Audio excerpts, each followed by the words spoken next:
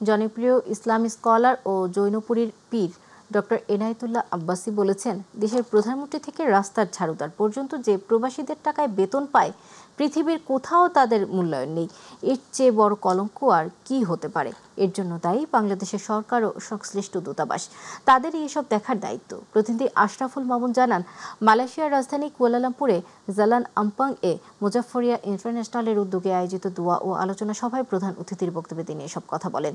PhD গবেষক মাওলানা মিসবাহ উদ্দিনের সঞ্চালনায় সভাপতিত্ব করেন মুজাফফরিয়া ইন্টারন্যাশনালের চেয়ারম্যান সাইফুল ইসলাম। এ সময় মালয়েশিয়ার ব্যবসায়ী ও কমিউনিটির নেতা তালহা মাহমুদ, কাজী সালাউদ্দিন আহমেদ, রাশেদ বাদল, ডালিম আশিকানে জৈনপুরী, জামাল উদ্দিন, হুমায়ুন কবির ফয়সাল উপস্থিত ছিলেন। প্রবাসী মারা যাওয়ার পর প্রবাসী কল্যাণ মন্ত্রণালয় নিজ দায়িত্বে প্রবাসীর লাশটাকে বাংলাদেশে নিয়ে যাবে, তার বাড়িতে পৌঁছায় দেয়। এটা সরকারের দায়িত্ব হওয়া উচিত। কিন্তু সবচেয়ে অবহেলিত হচ্ছে বাঙালিরা, বাংলাদেশিরা পৃথিবীর যেখানে যাচ্ছে তার কোনো মর্যাদা পাচ্ছে না। সেজন্য আমি মনে করি আপনারা ভয়েস রেজ করুন, আমরা বাংলাদেশেও বলবো।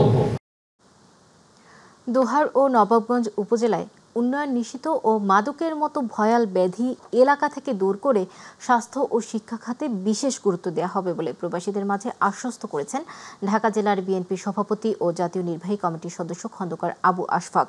প্রতিনিধি আল আমিন রানা জানান, কুয়েত সিটির একটি হোটেলে সংসদীয় আসন ঢাকা ১ দোহার নবাবগঞ্জ বিএনপি ত্রয়োদশ জাতীয় নির্বাচন ফোরাম কুয়েতের আয়োজনে নির্বাচনী প্রচারণা সভা শেষে সভা করেন খন্দকার আবু আশফাক।